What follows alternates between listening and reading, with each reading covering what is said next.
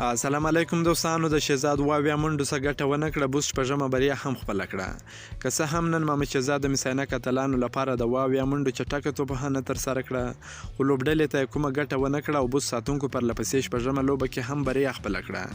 نن د شپږیزه کرکټ لیګ درویشتمه لوبه په کابل کرکټ لوبغالي کې د بوس ساتونکو او مصینه کتلانو لوبډلو ترمنځ ترسره شوه، چې اتلانو د پچې له ګټلو سره د توپ اچونې پرېکړه وکړه. بوس ساتونکو په ټاکل شوي شل اورونو کې د شپږ لوبغاړو په سوځېدو سره 150 منډې وکړې، چې له ډلې افسر زازي ډېره چټکه ښایسته لوبه ترسره کړه.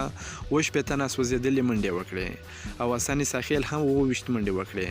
د مصینه کتلانو لخوا سمیت او تاخیل دوه لوبغاړي وسوځول.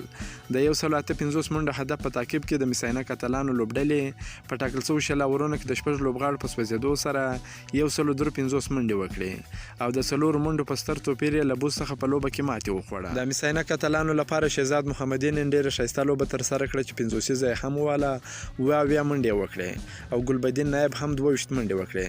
د بوس ساتونکو لخوا محمد سلیم صافي او احمد ضیا زلام درې لوبغاړي وسوځول. د لوبې د غوره لوبغاړي جایزه افسر زازي ترلاسه کړه. د یادولو وړ ده چې دا د بوس ساتونکو شپږمه لوبه وه، چې شپږمه بریا خپله کړه او د 12 نمرو سره په پوینټ ټیبل کې تر ټولو مخکښه لوبډله شوه. همداراز مصینه کتلانو هم شپږمه لوبه وه، چې څلورمه ماتې وخوړه.